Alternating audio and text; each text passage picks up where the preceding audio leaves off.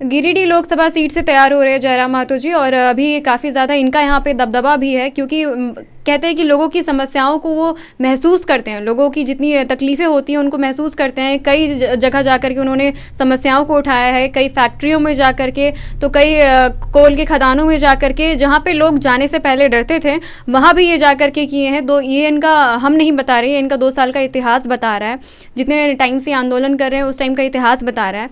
गिरिडीह में अगर आप आएंगे तो आपका मैनिफेस्टो क्या रहेगा? क्योंकि बहुत ज़्यादा विवादित मुद्दा रहा है गिरिडीह भी, जैसे कि हजारीबाग से सटा हुआ है बड़का गांव, उसी तरह है यहाँ पे गिरिडीह में भी वैसी समस्याएं हैं, लोग जूझते रहते हैं वैसी समस्याओं से। आप कौन कौन से अहम मुद्दों पे ध्यान देंगे गिरिडीह पे? देखिए, सबसे पहला बात है पलायन, प्रदूषण, रोजगार, शिक्षा, स्वास्थ्य, ये बहुत महत्वपूर्ण मुद्दे होंगे। और एज ए सांसद जो उनको खर्च करने की राशि जो मिलती है वो राशि उन विभागों पर खर्च होगा। और दूसरी बात, हमारा जो अभी तक का व्यवहार रहा लड़ने का, जो हम लोग सड़क पे अपने आप को लड़ाकू प्रदर्शित किए हैं, वो सदन में भी वही लड़ाकूपना हमें दिखेगा। और निश्चय ही चूँकि हम जनता के बीच रहे हैं, उनके बीच उनके जैसा रहे हैं, तो उनकी पीड़ाओं को, उनके दर्द को मैंने डायरेक्ट अनुभव किया है। बाकी ऐसा नहीं है कि जो हमारे प्रतिद्वंदी होंगे एनडीए वाले या इंडिया गठबंधन वाले, ऐसा नहीं कि वो समस्याओं को नहीं देखते हैं, लेकिन फिलहाल वो दूर हो चुके हैं। चूँकि वे दोनों जो भी प्रत्याशी बन के सामने आएंगे, एक आ चुके हैं माननीय चंद्र प्रकाश चौधरी जी, लगभग शायद 15 साल वो विधायक और उसी पीरियड में मंत्री रहे, 5 साल सांसद, यानी 20 साल का राजनीतिक करियर है उनका। यानी 20 साल पहले जिस दिन वो विधायक बने हैं, उन समस्याओं से, लोगों के संघर्ष से वे मुक्त हो चुके हैं। उनको संघर्ष का अब अनुभव और वो ताप, एक गरीब, एक गुरबे, एक कामगार किसान के को जो ताप सहना पड़ता है, जो संघर्ष का सामना करना पड़ता है, उन चीज़ों से अवगत नहीं होंगे वो, क्योंकि उन्होंने एक लाइफ स्टाइल बदला, आलीशान जीवन को व्यतीत किया, और वो सारी चीज़ें प्रमाणिक हैं। क्या आपका भी लाइफ स्टाइल बदल सकता है इसके बाद? नहीं, हम लोग बदलना भी नहीं चाहेंगे। वो होता है ना, एक बेहतरीन लाइन किसी ने कहा था कि अपने आप को कैरेक्टर को मारकर क्यों जीना, जो कैरेक्टर है उस पर जीना।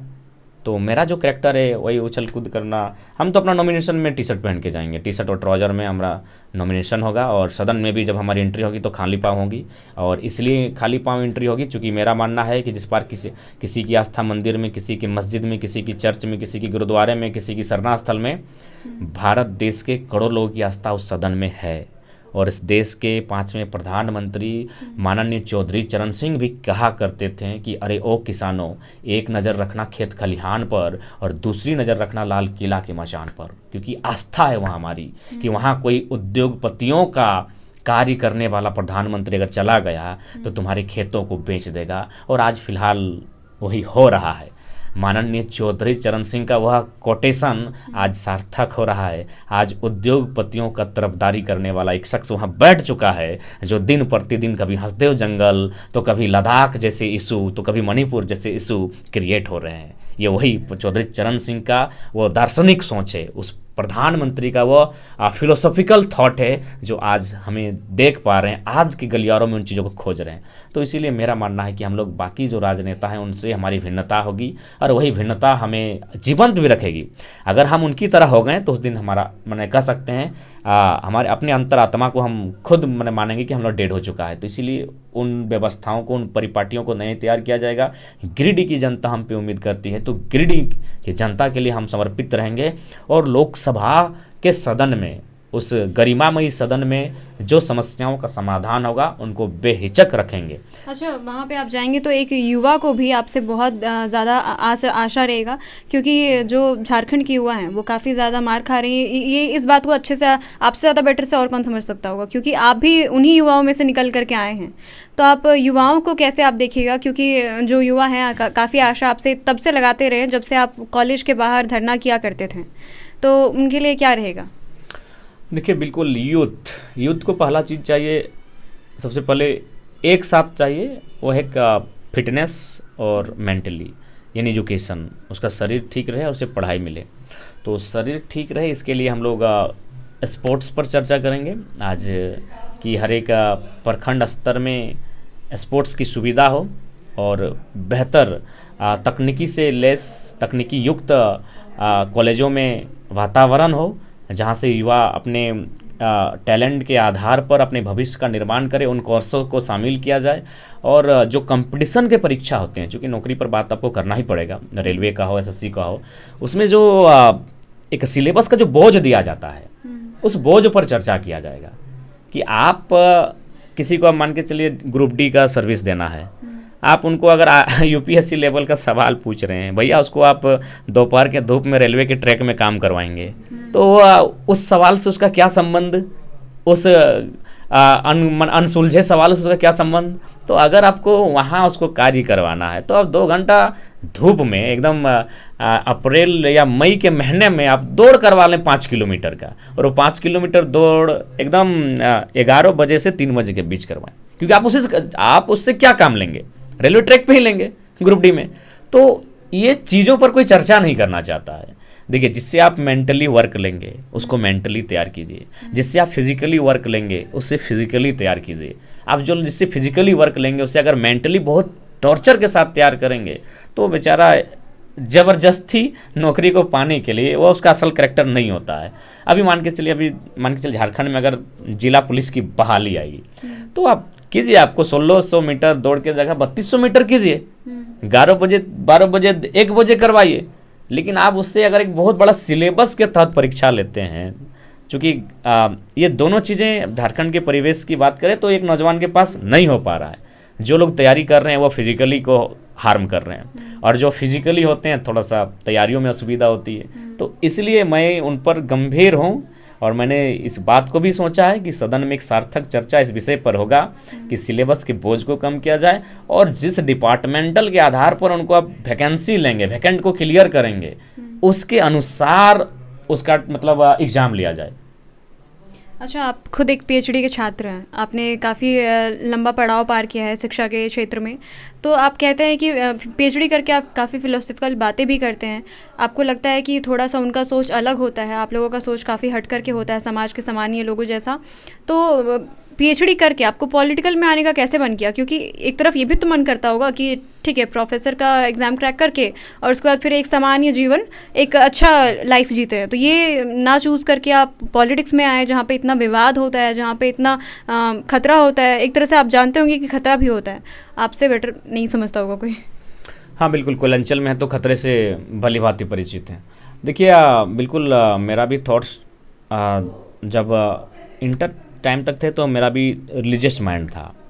उस समय रिलीजियस चीज़ें हमें लुभाती थी, लेकिन फिर उसके बाद इंटर से जब क्रॉस किए तो बैचलर ऑफ आर्ट्स में इंग्लिश ऑनर्स के साथ आए, तो उस समय थोड़ा सा जो एग्ज़ाम्स, यूथ के समस्या, वे सारी चीज़ें आने लगी। जब मास्टर्स और पीएचडी में आए तो बिल्कुल जो सिस्टम है उस सिस्टम से एक अलगाव टाइप का फील होने लगा, और अपने कुछ लेख भी लिखते थे, बाकायदा प्रेस में भी कभी जगह मिलता था, या फिर हम लोग सोशल मीडिया के प्लेटफॉर्म के माध्यम से अपने लिंक माने बातों को रखते थे, और अपने अंत में लिखते थे एक क्रांतिकारी, एक बागी, एक विद्रोही। ये स्वर बनने लगा मास्टर्स और पीएचडी के समय। इसलिए बनने लगा क्योंकि आप यथार्थ को जीने लगे। उससे पहले क्या था कि आप जो लोग कहते थे आप मतलब आदर्शवादी जीवन चाहते हैं कि हाँ सही है भैया, ये ठीक है, सरकार है तो ठीक ही होगी। लेकिन जब आप पीएचडी में आते हैं, मास्टर्स में आते हैं, तो क्या होता है कि यथार्थवादी आप होने लगते हैं।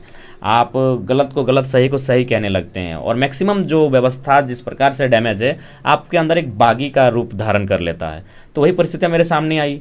तो अब जब परिस्थितियाँ सामने आई तो भारत एक लोकतांत्रिक देश है, यानी सिर्फ आप अगर खामियों से लोगों को बताएंगे ये गलती है तो नहीं चलेगा, उस खामियों को सुधारना होगा, उन खामियों को खूबियों में बदलना होगा, तो आपको राजनीति में आना होगा, क्योंकि यहीं से सब कुछ बनता है। आप भारत एक लोकतांत्रिक देश है, इस देश में कानून बनाने का अधिकार ना इंजीनियर को है, ना डॉक्टर को है, ना प्रोफेसर को है, लीडर को है। तो भाई आपको लीडर बन के कानूनों को दुरुस्त करने के लिए वहाँ बैठना होगा, वहाँ जाके आपको चर्चाओं में भाग लेना होगा, आपको अपना विल प्रेजेंट करना होगा कि हाँ ये कानून होने से ये सुविधा हो सकती है। आपको अपना मत रखना होगा, और मत को रखने के लिए आपको अब सड़क में नहीं उस सदन का रुख करना होगा। तो यही सोचकर हम लोगों ने कहा कि नहीं, अब सड़क से सदन का रुख करना होगा अपने मत को रखने के लिए, आपके अंदर जो थॉट क्रिएट हो रहे हैं उन थॉट को वहाँ रखने के लिए। और झारखंड या फिर देश की परिस्थिति को अगर बदलना है तो राजनीति में युवाओं को आना चाहिए, पढ़े लिखे युवाओं को आना चाहिए, मास्टर्स बैचलर पीएचडी करने वाले युवाओं को आना चाहिए। बीजेपी जिसका सरकार अभी आप सब देख सकते हैं नरेंद्र मोदी का कैसा वर्चस्व है, और इसको लेकर के ही कहीं ना कहीं ये बात हर जगह फैल रहा है कि वन नेशन वन इलेक्शन लागू हो सकता है 2029 से। तो इसको लेकर के अंकित अवस्थी सर और जितने टीचर्स हैं और जो गणमान्य लोग हैं अदर पार्टी के, कहीं ना कहीं बीजेपी के भी कुछ लोग हैं जो ये मानते हैं कि हाँ ये चीज़ लागू हो सकता है, लेकिन ये किस हद तक सही है इंडिया के लिए, किस हद तक नहीं है, और ये वाकई लागू होगा भी कि नहीं, कि सिर्फ अफवाह उड़ रहा है, ये सारी चीज़ों के बारे में बात करेंगे आज जयराम जी से भी, क्योंकि वो एक पीएचडी के छात्र हैं, काफ़ी उनका नॉलेज हर मुद्दों में थोड़ा बढ़ा हुआ रहता है सामान्य व्यक्ति से, तो इनसे बात करके जानते हैं क्या लगता है इस टॉपिक के बारे में आपको। देखिए, सारी चीज़ें हम लोग के कानों तक भी उड़कर आती है, हम लोग भी सुनते हैं और सोशल मीडिया के प्लेटफॉर्म पर यह चीज़ें आए दिन देखने को मिलती है।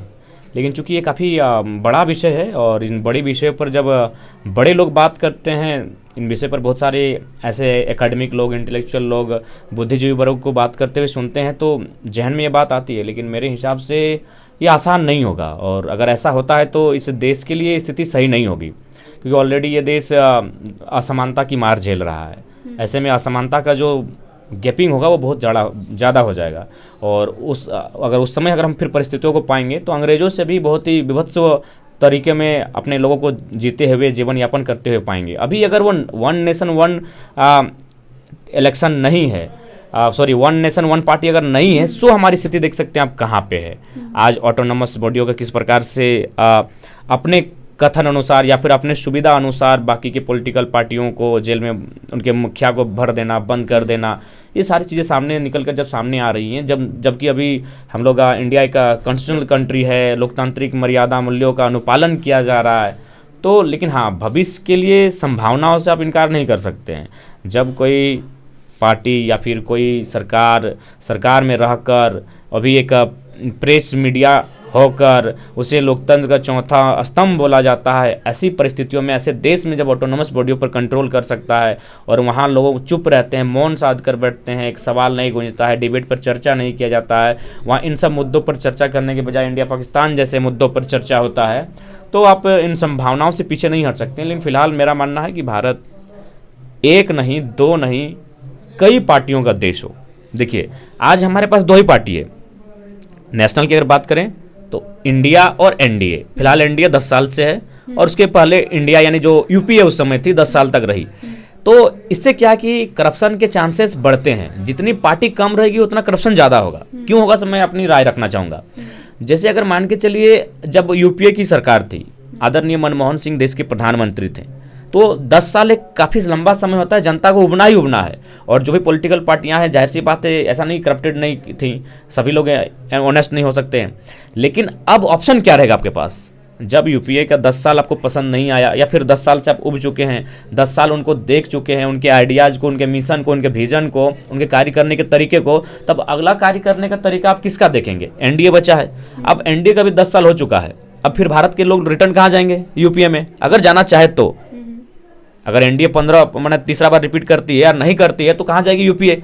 तो इससे क्या होता है कि करप्टेड होने का चांसेस ज़्यादा होता है, करप्शन का होने का चांसेस ज़्यादा होता है, सत्ता का निरंकुश होने का चांसेस ज़्यादा होता है, सरकार का निरंकुश होने का चांसेस ज़्यादा होता है, और वो आप लोकतांत्रिक देश में अपने आप को राजतंत्र के तरीके से, राजशाही तरीके से कार्य कर सकता है। लेकिन अगर यही 5 पार्टी होती, मान के चलते एनडीए, यूपीए और 3 पार्टियाँ XYZ, तो मान के चलिए यूपीए ने 2004 से 2014 तक, एनडीए आ गई 2014 से 2024 तक। अब अगर यूपीए एनडीए के अलावा कोई ऑप्शन आता जो 2024 से 34 तक चलता, और उसके बाद फिर कोई अदर ऑप्शन आता जो 34 से 44 तक चलता, सपोज दैट, तो यूपीए एनडीए को इस बात का डर होता कि हमको मिनिमम करप्शन करना है, या फिर मिनिमम करप्शन में इंटरफेयर करना है, या फिर मिनिमम ऐसे लोगों को टिकट देना है जिनमें आपराधिक चार्जेस हो, जिनमें जो बेलगाम हो, जो निरंकुश हो।